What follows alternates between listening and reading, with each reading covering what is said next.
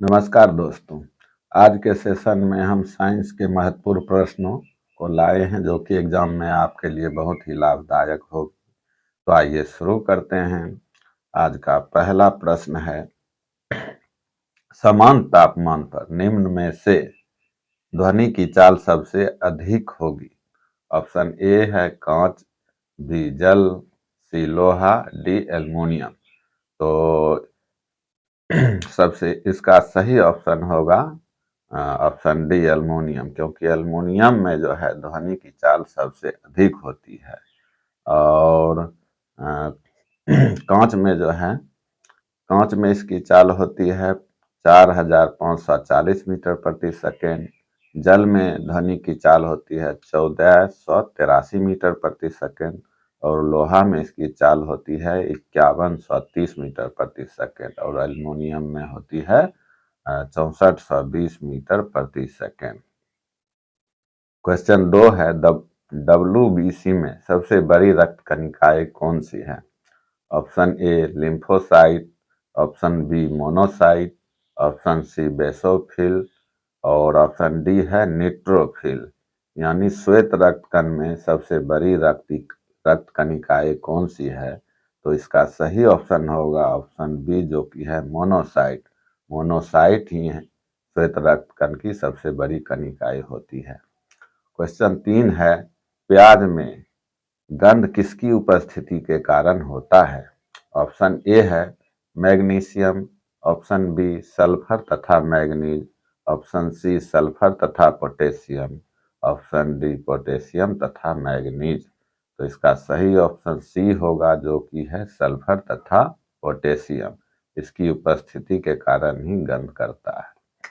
Question 4 है, प्रकाश का वेग सबसे अधिक कहाँ होता है। ऑप्शन ए है जल में, ऑप्शन बी है वायु में, ऑप्शन सी है कांच में और ऑप्शन डी है निर्वात में। तो प्रकाश का वेग जो है सबसे अधिक निर्वात में होता है, इसलिए डी ऑप्शन हमारा सही होगा। क्वेश्चन 5 है, नाभिकीय सिद्धांत किसने दिया है। ऑप्शन ए है चैडविक, ऑप्शन बी है गोल्डस्टीन, ऑप्शन सी है रदरफोर्ड, ऑप्शन डी है डाल्टन। तो नाभिकीय सिद्धांत जो है दोस्तों दिया था रदरफोर्ड ने, इसलिए सी ऑप्शन हमारा सही होगा। क्वेश्चन 6 है, पदार्थ की भौतिक अवस्थाएं कौन सी है। वैसे पदार्थ की 5 अवस्था होती है, जो कि है पहला होता है ठोस, दूसरा होता है द्रव, तीसरा होता है गैस और चौथा होता है प्लाज्मा और पांचवा होता है बोस-आइंस्टीन। तो भौतिक अवस्थाएं जो होती है वह होती है ठोस, द्रव, गैस। बाकी प्लाज्मा और बोस-आइंस्टीन भौतिक अवस्थाएं नहीं होती है, इसलिए ऑप्शन डी 1, 2, 3 हमारा सही ऑप्शन होगा। क्वेश्चन 7 है, पृथ्वी पर सबसे बड़ा ऊर्जा स्रोत क्या है। ऑप्शन है ए कोयला, बी पेट्रोलियम, सी पवन ऊर्जा, डी सौर ऊर्जा।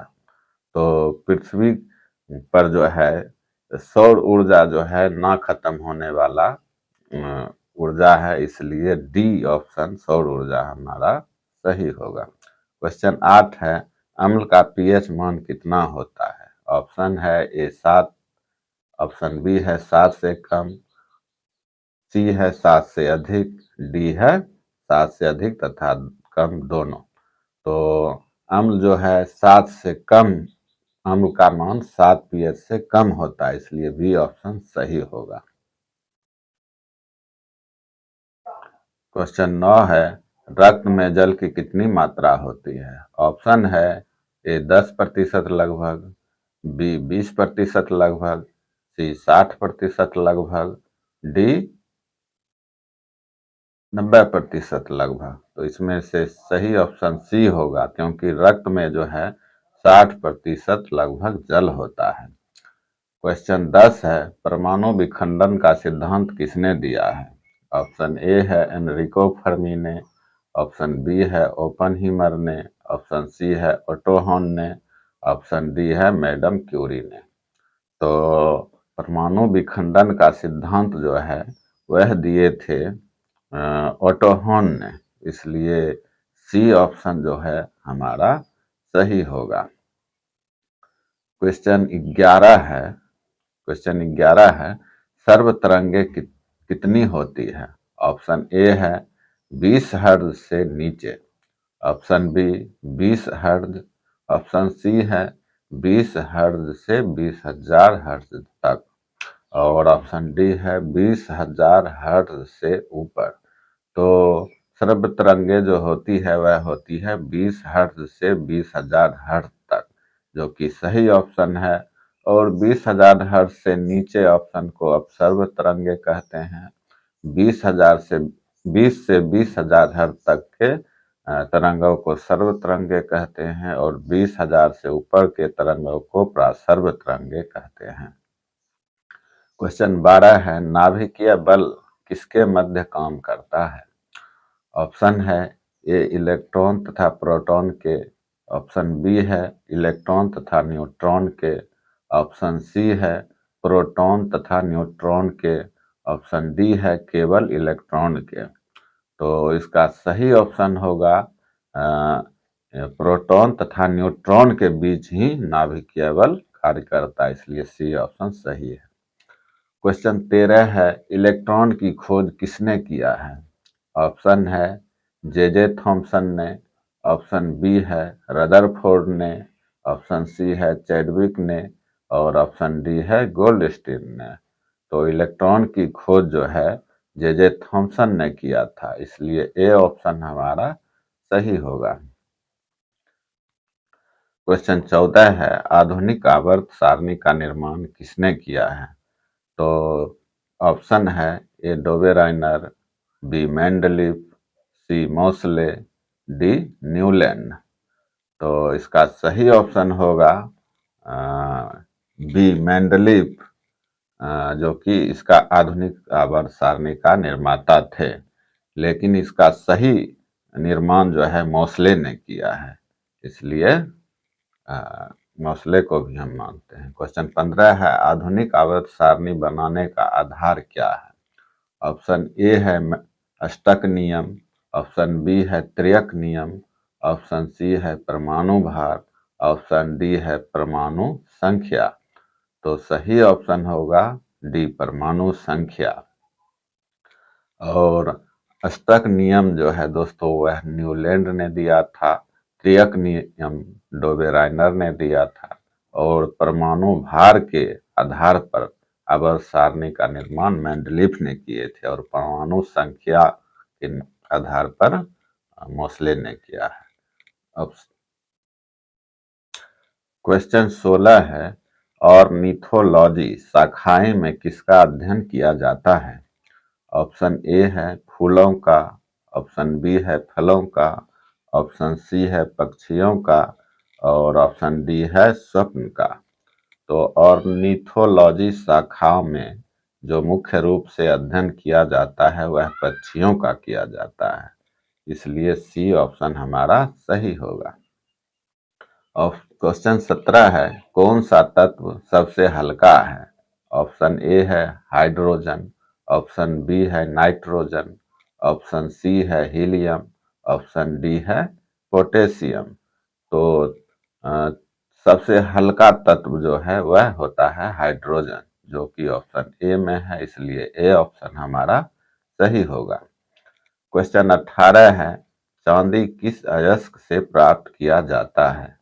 ऑप्शन ए है बॉक्साइट, ऑप्शन बी है अर्जेंटाइट, ऑप्शन सी है हेमेटाइट, ऑप्शन डी है केलेवेराइट।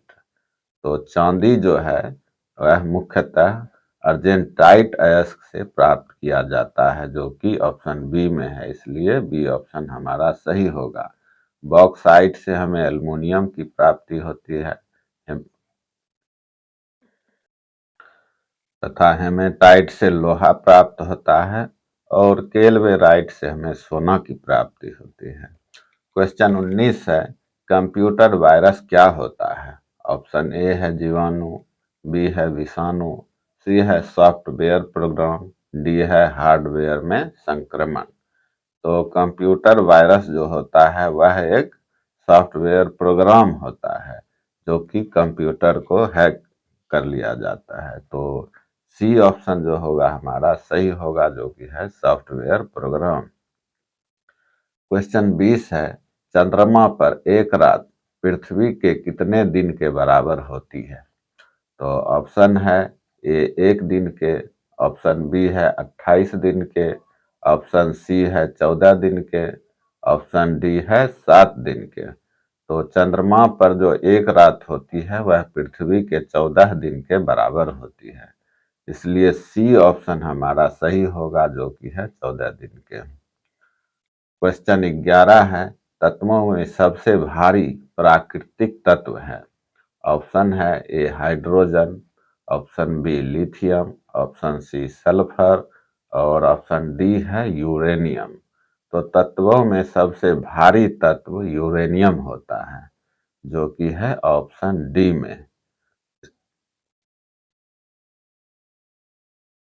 क्वेश्चन 22 है, भविष्य में ईंधन के रूप में किस गैस की संभावना है? ऑप्शन है A helium, option B hydrogen, option C oxygen, option D carbon dioxide.